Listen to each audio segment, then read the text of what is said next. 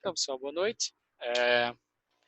Falar um pouco aqui sobre o Azure Functions, né?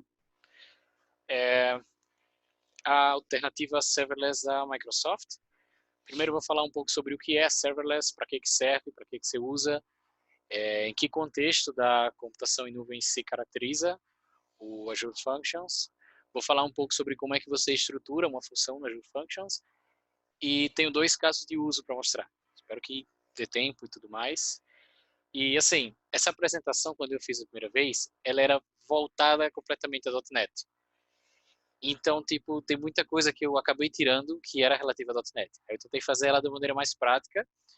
Então eu vou mostrar muita coisa no portal, vou mostrar no Visual Studio e tal.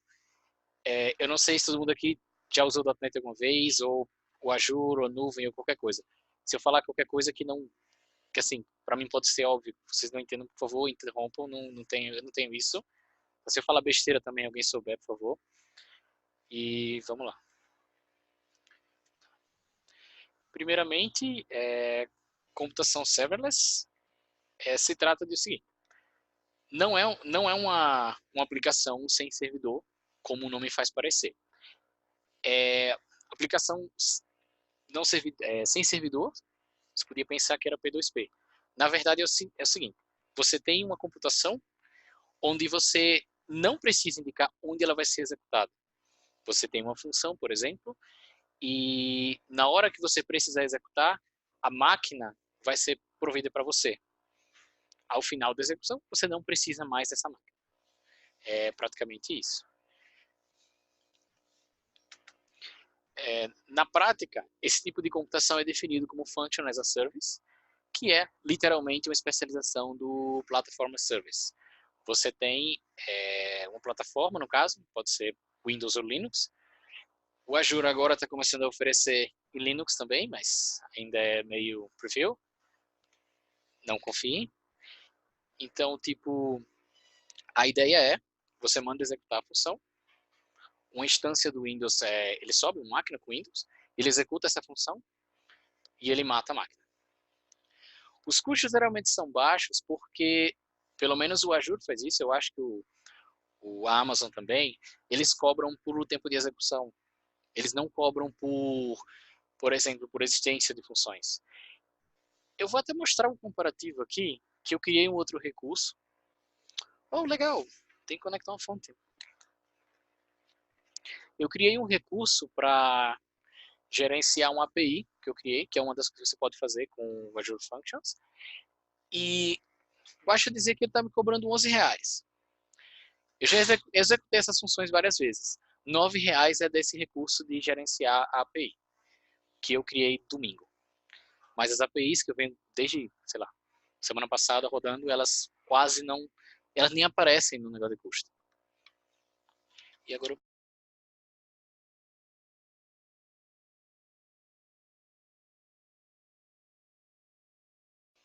tá. Então, assim, quando é que eu uso uma função, quando é que eu uso computação sem serverless? Quando você tem uma lógica que você não depende de outra. Você precisa executar alguma coisa, você precisa fazer uma ação. Por exemplo, um caso de uso interessante eu recebi um vídeo, uma aplicação ou uma foto, eu preciso gerar miniaturas, ou eu preciso gerar várias versões dele. Você não vai ficar esperando que uma aplicação web faça isso. Então, o que é que geralmente sites fazem? Eles colocam esse arquivo em um canto, uma função serverless faz essa operação e depois salva em outro canto também. E aí a aplicação já deu a resposta para o usuário há muito tempo, sem você perder tempo com isso. Tem um outro caso de uso interessante, que é um que a Microsoft incentiva, que é assim, uma aplicação web não precisa se comunicar com um banco de dados. Essa aplicação, ela salvaria, se você vai salvar alguma coisa, salva um elemento. Ela salva numa fila e você teria uma função que pegaria os elementos dessa fila, processaria e salvaria no banco. E aí, para essa aplicação consultar qualquer elemento, ela já construiria um elemento de cache, como um Redis cache, por exemplo. E aí você não teria nunca... E esse cache também seria atualizado pelas funções. Então você não teria aplicação em contato com o banco de dados. Então tem vários exemplos, mas assim, na prática, você pode usar uma aplicação serverless para quando você não precisar que a aplicação fique rodando. Porque ela não é uma coisa que vai ficar ali rodando para sempre. Não é uma máquina virtual. É uma coisa que vai responder a uma requisição ou responder a um evento e vai morrer. É só isso. Tá. Ok. Eu vou dar uma revisada nesses slides depois. Então, a função que o Azure Functions traz, você pode programar ela de duas maneiras. Usando uma IDE, no caso o Visual Studio ou VS Code. Existem outras IDEs que são suportadas para código Java, mas eu nunca usei, então não posso dizer. E através do portal. Eu vou mostrar dois casos de uso. Um deles eu vou mostrar a função pelo portal. O outro eu vou mostrar a função pelo eu vou mostrar a aplicação pelo Visual Studio. Né? E assim, aos olhos do Azure, ele é um web app. O web app é uma aplicação web que você programa e ele pode escalonar para você. Você pode fazer um controle de CI/CD, você pode publicar ela independentemente de você ter um fluxo, pipeline também. E ele lhe dá várias configurações independentes que você pode setar já direto no portal. Um pouco parecido com as credenciais que o Jenkins tem, que você pode postar diretamente no Jenkins e ele acessa. Então, strings de conexão, conexões com outros recursos do Azure, tudo isso pode ficar dentro do próprio portal. E aí as funções ele dá ele oferece essa mesma plataforma. Então, a função precisa conectar com o banco, você já vai ter essa configuração lá transparente. Você não vai precisar criar. E você pode integrar com o Azure DevOps também, antigo VSTS, para você poder, por exemplo, colocar essas funções num pipeline. Você não é obrigado, você pode publicar direto do Visual Studio. Você pode criar essas funções direto no portal também, elas ficam salvas lá no próprio portal, no próprio Azure. Ou você utiliza o pipeline, pegando de um repositório, Git ou TFS. Tá, então assim, basicamente uma função ela tem três ou quatro, como é que eu posso dizer? 3 ou 4 partes. Eu vou mostrar isso aqui no portal. Um gatilho de entrada, que é como a função é executada, esse elemento é obrigatório. Você tem o próprio código-fonte dela. Agora, o Azure suporta .NET, Java, JavaScript, PowerShell, de maneira experimental, e Python. Esse é a segunda versão do Azure Functions que eles estão usando agora, que usa o .NET Core, que é multiplataforma, que não depende do Windows. A versão anterior suportava várias outras linguagens, mas algumas delas como é que eu posso dizer, era chuncho. Porque, por exemplo, eles usavam um executável do Python puro para rodar. Então eles eliminaram e padronizaram tudo com o .NET Core. E os gatilhos de saída não são obrigatórios, você não precisa ter, ou você pode... Deixa eu explicar isso melhor. Tá. A função ela tem um gatilho de entrada para ser executada, ela tem o código-fonte e o gatilho de saída ele não é obrigatório. Você não precisa fazer nada ao final da função. Você pode, por exemplo, só processar alguma coisa, exibir um log, ou fazer uma outra chamada, mas você pode programar ela para salvar alguma coisa em um canto, para retornar uma função, ou para chamar outra função também. Só que não é obrigatório. E bibliotecas importadas, assim, eu pensei, isso foi mais um resquício ainda da parte do .NET. Você pode incluir quaisquer que sejam os binários que você precise, ou módulos da própria linguagem, ou seja, é um programa completo. A diferença é que você define um arquivo para fazer isso, pronto. Mas é um programa completo. Tudo que você pode fazer com a aplicação C#, por exemplo, você pode fazer aqui. Aparentemente ele também suporta F#, mas você não pode editar pelo portal, parece. Você tem que editar direto no Visual Studio. Tá. E eu acho que eu vou mostrar isso aqui no portal mesmo. Tá? Tá, beleza. Isso aqui é um exemplo de uma função, né?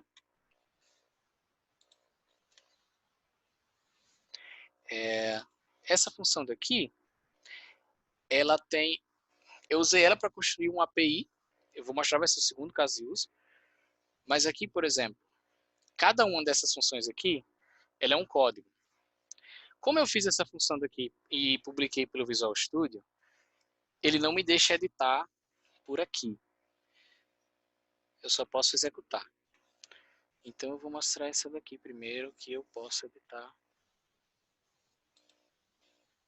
Tá, ok. Essa tela fica bem pequena aqui, viu?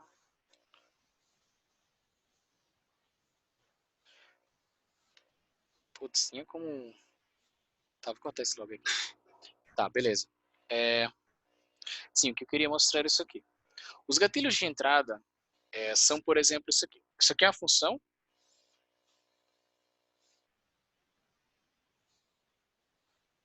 Como vocês viram, aqui está o código dela, né?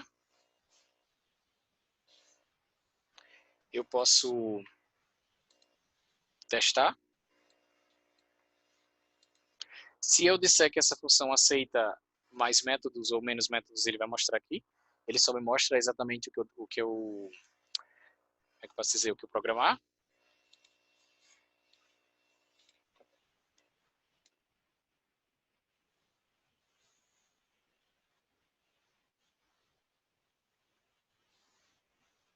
E aqui embaixo ele vai mostrar tanto a saída quanto o status code. Então, essa função daqui, o que ela vai fazer? Ela tem como parâmetro de entrada, ela é uma função HTTP, né? Então, ela tem como parâmetro de entrada... Ah, isso é de leitura. Verdade, deixa eu trocar para essa aqui. Tá, essa daqui tem como parâmetro de entrada... Putz, eu confundi as duas. Eu tô lendo a mesma. Sim, tô lendo a mesma.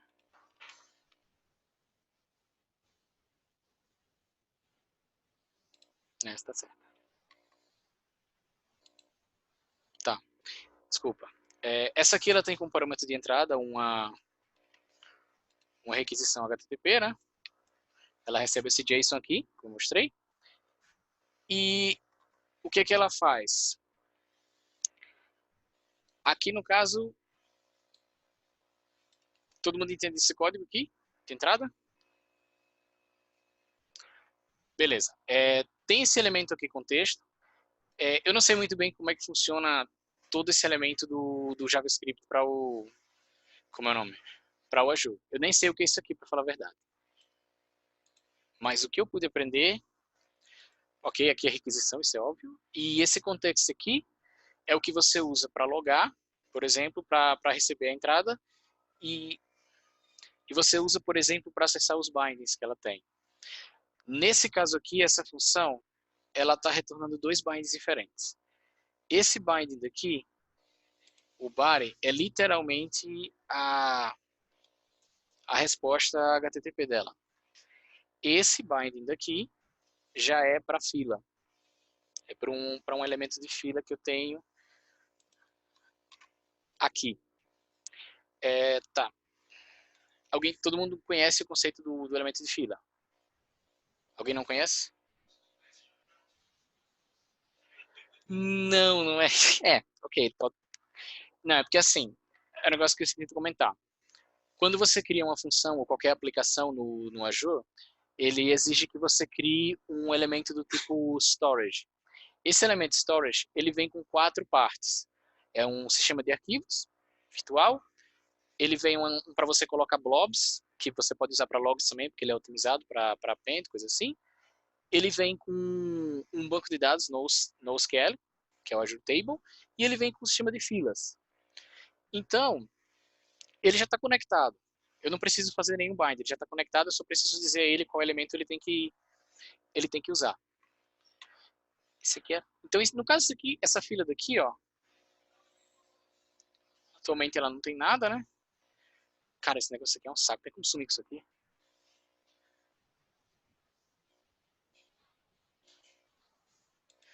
Ah, enfim. Enfim, esse elemento aqui, ele só vai... Deixa eu botar aqui. Yes?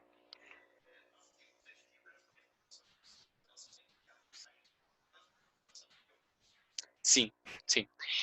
Então, a minha ideia é usar uma função para salvar e usar outra função para ler.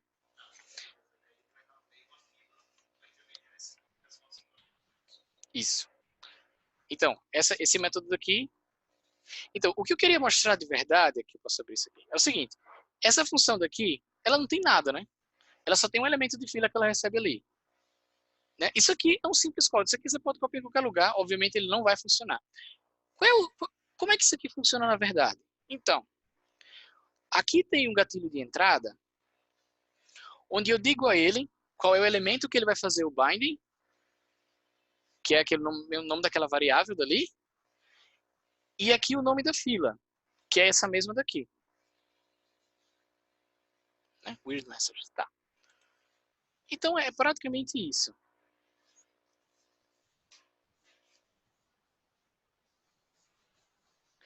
Se eu criar uma função daqui, se eu criar uma mensagem aqui,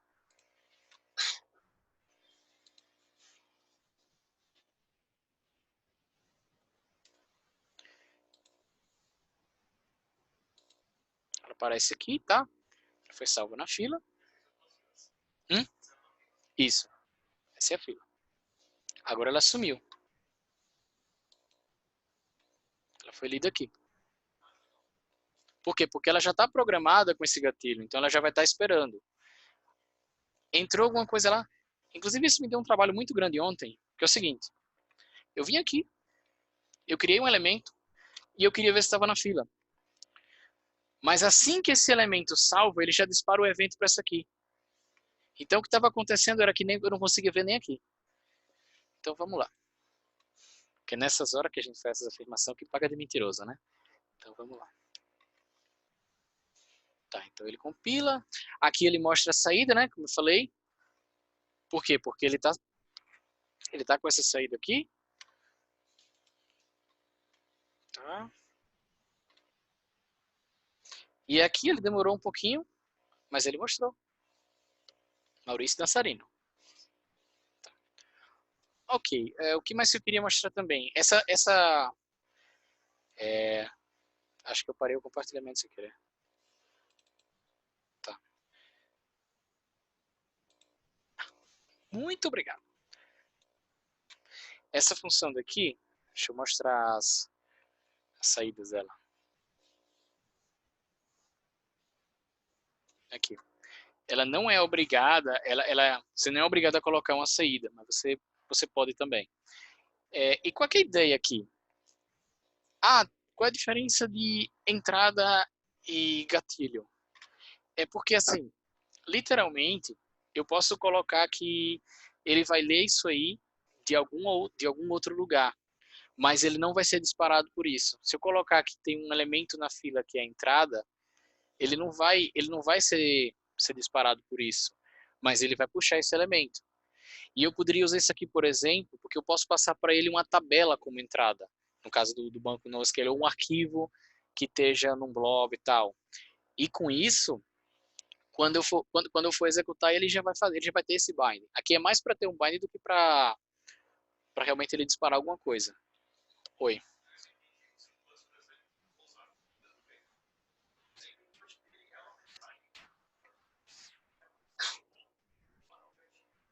Sim. Na verdade, a entrada você pode, assim, você pode colocar qualquer coisa. Só que no caso da entrada, ele é isso mesmo, ele não vai disparar, tá? E assim, fica bem estranho colocar uma mensagem no fila, mas você pode colocar que ele vai ler qualquer outra coisa, tipo, ele vai ler um arquivo, ele vai colocar coisa assim. E assim, aqui esse é um código JavaScript, beleza? Mas qualquer binding que você faça, ele associa uma variável em qualquer da linguagem que esteja usando. E com essa variável, que você manipula ela, você faz o que você quiser. Como eu mexi muito mais com C Sharp, então não, eu não faço ideia de como fazer coisas mais elaboradas com JavaScript aqui, tá? Então, assim, mostrando aqui no portal é isso. Antes de eu ir para o exemplo do Visual Studio, alguém tem alguma pergunta? Alguém quer falar qualquer coisa? Nada? Tá.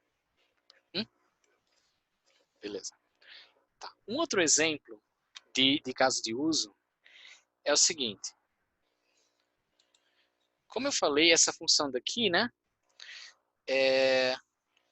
Aqui está a configuração dela, por exemplo. Ele não deixa eu modificar, por quê? Porque isso aqui é um projeto que eu fiz aqui no Visual Studio. Tá? Então, o que isso aqui significa? Significa que tem uma... que como ele está integrado com o processo, seja publicação, seja no pipeline, então ele não deixa você estar pelo portal.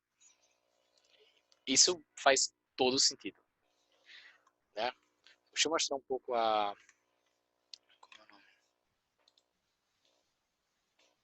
o API Management primeiro.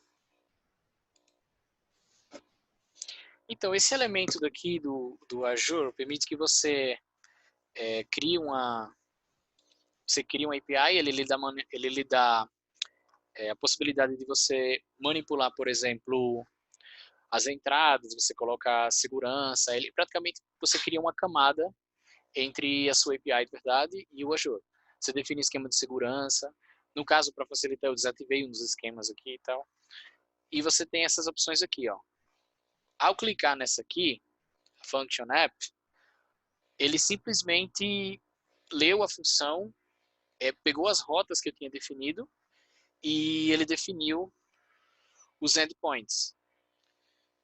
Então aqui, tá vendo? Isso aqui é o nome das funções que eu tive lá, né? É o nome das funções que eu mostrei.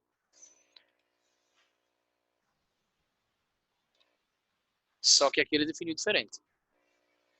Que foram as rotas que eu coloquei. Então, só mostrando um pouco esse código aqui, né? Esse aqui é uma... Na verdade, a ideia era fazer um programa que pudesse ler múltiplas fontes RSS. Então, eu fiz o seguinte, eu fiz dois endpoints. Um que faz a busca nas fontes que você salvou, seja uma só e seja múltiplas, e outro que é um CRUD, que você salva uma fonte nova, por exemplo. Então, deixa eu mostrar essa função daqui, por exemplo. Eu não preciso de você. Né? Essa aqui é uma função que, na verdade, ela... Sim, essa função daqui, ela literalmente ela lista todas as fontes RSS que você tem. O que é interessante ver aqui? Isso aqui é o equivalente a uma anotação, tá, galera, do Java. Essa parafernália aqui é o que ele chama de atributo, na verdade. É a mesma função, do mesmo jeito que a anotação no Java, tá? Então, eu criei um método para definir a função, eu defino assim, function name, aquele nome que aparece lá. Isso aqui é um binding. Esse binding daqui diz que esse é o nome da tabela que eu tenho que usar. Aqui nesse arquivo de configuração, que demora muito para abrir, e trava o Visual Studio, não é esse arquivo.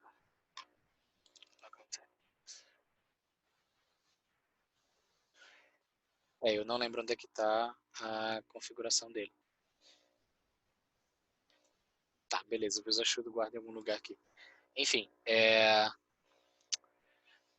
já sei, tá no portal. Enfim, isso aqui eu faço o binding para essa tabela daqui. A tabela eu posso mostrar também?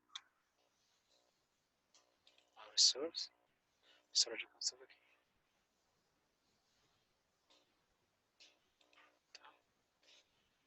Isso aqui é aquela conta de armazenamento que eu comentei.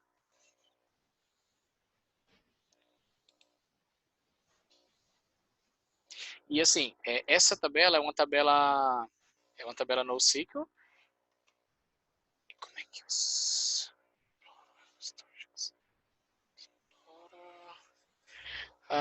não lembro como é que eu exploro, deve ser assim, tá? E o que ela tem, na verdade? Ela tem esses elementos aqui. Primeiramente, o que foi que eu tentei fazer? Eu tentei fazer uma coisa engraçadinha. Vamos colocar os RSS do Atlético, do site do Atlético, do site do Coritiba, do site do Palmeiras, para a gente olhar aqui o notícia, para a gente tirar uma onda. Aparentemente, os RSS do site da Globoesporte não estão funcionando. Eu sei que essa biblioteca que eu estou usando, .NET, ela não pega todas as versões RSS, ela tem umas falhas, porém eu tentei usar um outro plugin de browser e eu também não consegui. Então, com a ajuda do Johnny, eu consegui esses dois RSS a mais aqui, no caso esse Critical aqui, e esses são os que a gente vai usar. Então aqui, tá, isso aqui é uma tabela do storage, esse elemento aqui foi outra funcionalidade que não deu para fazer. Você tem o link, você tem o nome, o timestamp que ele adiciona e a partition key.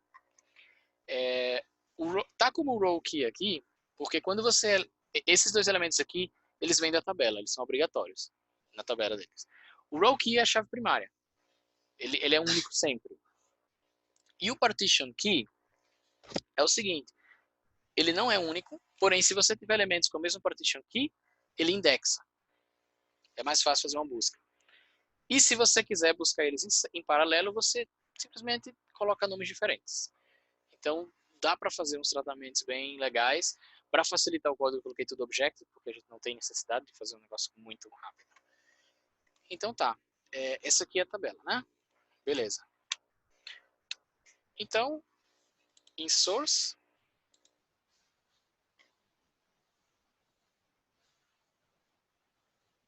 se eu faço uma busca, ele me retorna todos aqueles nomes, né? Tá? Eu posso pedir apenas um. Eu acho que é assim que funciona.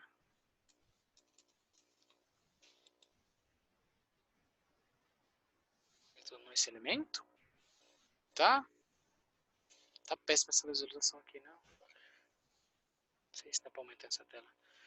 E na hora da busca, que é um outro endpoint, fetch symbol. No caso aqui, o que eu faço? Aqui eu verifico se essa função daqui ela vai buscar apenas uma fonte. Ela vai receber o nome da fonte aqui, né? Eu consulto a tabela para ver se o elemento existe.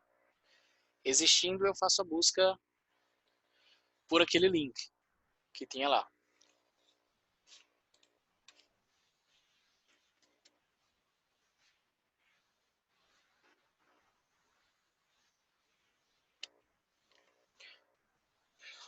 Eu queria que desse para mostrar isso aqui maior.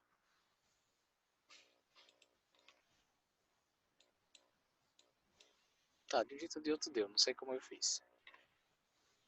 Tá, esses aqui são os resultados que ele puxou de lá. Tá, independente da estrutura, qual que é a... Sim, sim. Eu chamei de source porque seria a fonte RSS. Mas o critical é row key. Ele traduz para row key aqui dentro. Esse método aqui do retrieve, ele recebe a partition key, que no caso é a hardcoded, que é a mesma, e ele recebe o row key, que nesse caso é o que vem da rota aqui. Então assim, o que eu queria mostrar aqui? Isso aqui é uma API. Por mais inútil que seja, mas dá para ver que você consegue criar muita coisa interessante. Porque você pode criar uma API REST completa e simplesmente colocar ela serverless. Você não precisa de mais nada. O que é isso aqui? Isso aqui ele faz uma busca, ele me retorna um resultado que morreu. Eu não preciso de estado, não preciso de mais nada. E assim, eu li bastante sobre pessoas que estão adotando uma abordagem de microserviços e alguns microserviços eles fazem assim. Porque você não precisa de nada muito mais elaborado. Você já tem você já pode usar isso aqui como recurso. E outra coisa interessante, outra coisa também é que alguém pode perguntar. Se o Takeo estivesse aqui, obviamente ele perguntaria sobre testes também. Sim, é possível testar. Nesse caso aqui, existe uma suíte de testes da SSDK. Só que nessas funções de aqui, eu não sei o quão fácil seria, porque aqui, ao invés de usar as entradas como trigger, eu manipulei a tabela aqui. acessei a tabela diretamente. Então eu teria que mocar esses elementos aqui. E teste unitário com a Microsoft, assim, pelo menos com a biblioteca do Azure, não é, nem sempre é fácil. Você tem que usar fakes, que é outra coisa que a Microsoft também oferece. Mas assim, é possível você fazer uma suíte de teste normalmente. Enfim, é uma aplicação completa. A única diferença é que você não precisa dizer onde nem como ela vai executar. Ele escalando por si só. Ah, mas ela não pode ficar lenta porque você disse que ele vai subir a instância e tal. Não necessariamente. A Microsoft ela oferece alguns planos, como por exemplo o Premium, que permite que ele tenha instâncias que ele chama de pré-aquecidas, já para facilitar esse processo. Então, eu já vou ter algumas instâncias pré-aquecidas para uma função que seja muito executada. Então, ela vai executar o mais rápido possível. Isso também vou fazer uma vantagem. E uma outra coisa também que você pode fazer você pode usar os mesmos planos de escalonamento do web app, das aplicações que você faz o deploy. Ele também permite isso. Então, pessoal, acho que eu não tenho mais nada para mostrar. Se alguém tem qualquer pergunta, alguma coisa assim. Desculpe se for confuso, coisa assim. Eu falei uma outra coisa ao mesmo tempo, não sei. Eu tenho pergunta não, Ivan? Fez um monte assim?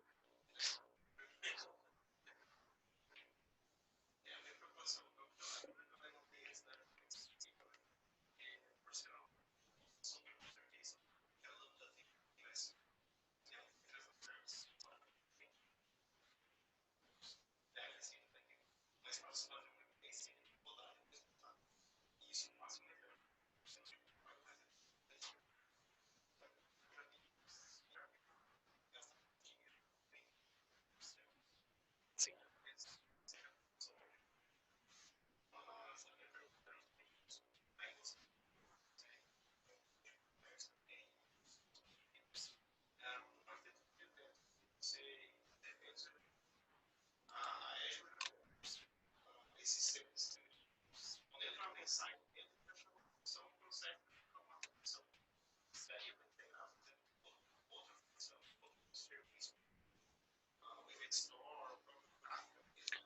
Sim.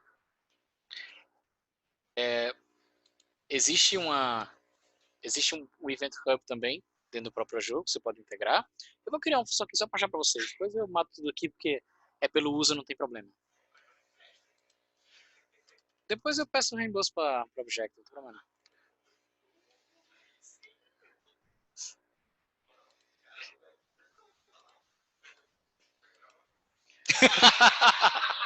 Eu pensei nisso depois que falei.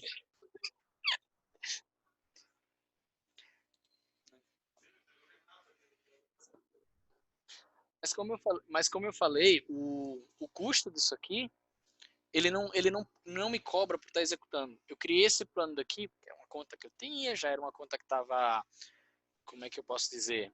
Era uma conta que já tinha inspirado a parte de trial, então eu criei, né?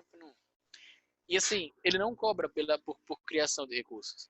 Ele cobra pelo recurso estar no ar. Como eu optei por não usar nenhum tipo de suporte, porque não tem necessidade, né? É muito caro, realmente para a empresa. Então eu estou pagando só porque eu estou usando. Ontem de noite eu olhei, estava R$ 11. Sendo que R$ 9 foi só do API Management. E eu rodei essas funções um monte de vezes, chamando elas por API e tal. E nem aparece no custo lá. Os outros 14 centavos, eu acho, foi do. Como é o nome? Foi do storage. E olha lá.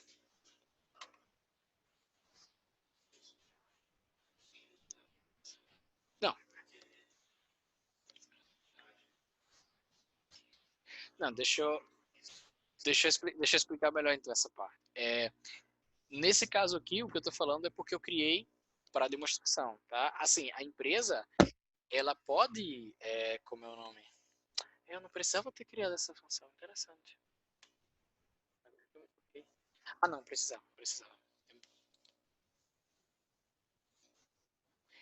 Então, a empresa pode contratar qualquer coisa desse tipo. Existem vários planos de suporte e tal. No caso que eu falei que você não paga com uma função, é porque, por exemplo, quando você vai manter uma aplicação, tipo o web app, você mantém o banco de dados e tal, cada um deles tem um plano diferente para pagar que depende do SLA depende do poder da máquina. No caso da função, se for suficiente para você, você pode fazer um benchmark sem um esquema de escalonamento dele. Aí você vê, tá, esse básico dele serve para gente. E aí você tem os planos maiores, tanto o premium das máquinas pré-aquecidas, quanto os planos do próprio web app que você pode usar. Então isso depende da empresa. Aí, a princípio, o default é que você não paga nada para usar ele. Você paga bem pouco, assim, é um número muito grande de requisições para chegar a custar dólares. Assim.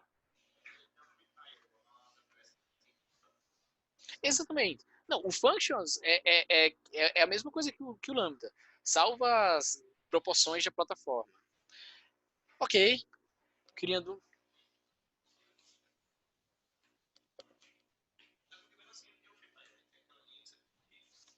É,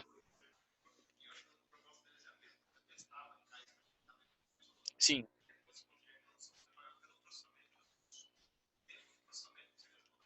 exatamente.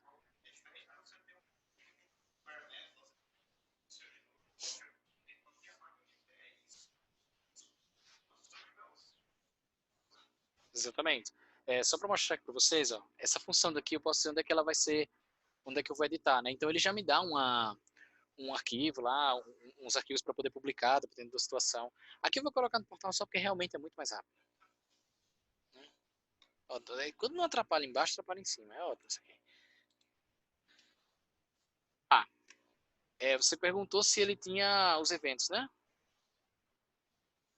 Então aqui, ele tem suporte não só aos elementos do storage, você pode colocar com um timer também, que é aquele... Exatamente. Esse aqui ele responde a uma requisição HTTP, você pode integrar ele em uma API ou não. Ali eu só mostrei ele integrado a API REST como exemplo, mas você pode colocar, você acessa direto o endpoint da função, coloca o esquema de segurança se quiser. Você não precisa fazer uma API se você não quiser. Tá? Aqui, foi esse aqui que eu escolhi para aquela função, mas... Exatamente. O Service Bus, que é uma coisa parecida com isso aqui, só que tem umas funções a mais, você pode botar um arquivo binário, coisa assim. Você pode salvar um blob lá também. O Event Hub, por exemplo, né? Isso aqui é aquele banco de dados que eu mostrei, o Table.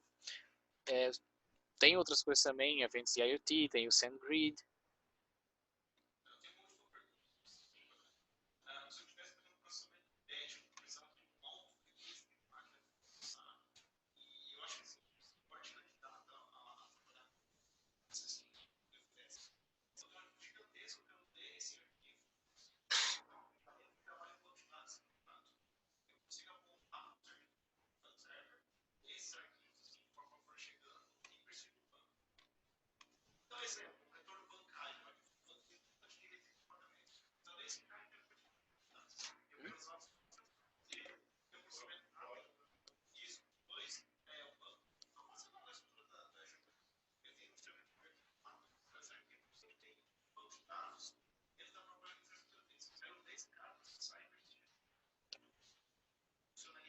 Funciona.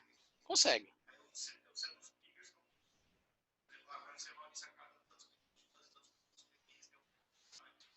Sim. O que eu já vi pessoas fazerem foi o seguinte. Salvava na fila um ID ou endereço desse arquivo, e esse arquivo poderia estar, por exemplo, aqui. Poderia estar aqui. Ah, mas e por que você não colocar um elemento do blob ou do file? Porque às vezes você quer fazer mais uma coisa ao mesmo tempo. Então, com esse ID, você pode acessar mais de um elemento que esteja salvo. Exatamente. Então, você recebendo esse ID, você coloca o ID na fila, por exemplo, ele lê, ele acessa o processa e assim, a ideia é justamente essa. Independente do que você processar, do que você conseguir acessar, a aplicação já retornou e já avisou. Por exemplo, quando você sobe um vídeo no YouTube, no YouTube não, no YouTube também, mas no Facebook ele avisa lá, né, estamos processando seu vídeo. Então, é uma coisa parecida com essa. Você não vai ficar vendo uma barra de progresso lá sem poder usar. Ele simplesmente diz, ó, vai fazendo as coisas aí enquanto a gente tá terminando. Então, a ideia é essa. No caso, se você mandar salvar esse arquivo num blog ou no sistema de arquivos, você também pode disparar esse mesmo evento. E aí, com isso, você já processa ele lá mesmo. Então, pessoal, alguém tem mais alguma pergunta? Qualquer coisa? Então, muito obrigado pela sua paciência.